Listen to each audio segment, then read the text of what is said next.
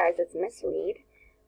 Today we're going to be continuing technical text, so processes, procedures, things like that. Today's is an experiment. This is what you're going to actually read. It says floating or sinking liquids. It would actually be a really cool experiment to do on your own while you're at home, if you can. I told you exactly how to do it in this text, so cool idea to do. On the Google Classroom page, there's also the PowerPoint from yesterday about what is a technical text, examples of them, how they use sequencing. Remember, that's what we were focusing on from yesterday, is how they use stuff in the order in which they happen, the processes in the order in which they happen. It's very important that you do it all in order.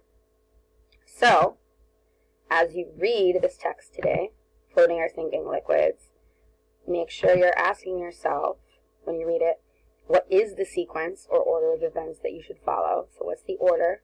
What order are you supposed to do it in? And why is it important that you follow each step of the procedure in order? So why is it necessary to do it in that exact order and not to skip around and do anything differently? So also on the Google Classroom, you'll see that there's videos about density. As a review, you should have learned about density back in earlier grades, in 3rd grade and whatnot. But as a review, you can look at these videos. This one is about what density actually is, and this is another cool experiment video about whether or not objects will sink or float based on density. So it might actually be helpful to watch those videos before you read the text, or you could watch them after you read the text. It'll help you be able to understand better about density and why the objects are doing what they do in the experiment. So after you've read this text, and it's a couple of pages long, you are going to complete the independent classwork. It's the same stuff that's in the actual student materials, it's just on the Google Doc. You all have your own copies, so you could each do it individually.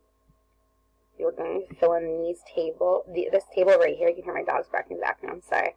You're going to fill in this table right here with the information that you get from here, but you're deciding where does that information fit. So, example, sinks less than 1, but more than the other. Does that apply to the oil, the water, or the syrup? What does the hydrometer do? So you're choosing which one of these fits in which column, and that's what you're doing today. So have fun. Maybe you can make an science experiment out of it. I'll see you soon. Oh, also, sorry, you're also going to do the Google Forms. I'm sorry, I lied. You also have to do the Google Forms with the comprehension questions. So there's a written response on there as well, so make sure that you don't forget it. I'm sorry, I almost forgot that. All right, do that. Have fun. See you soon.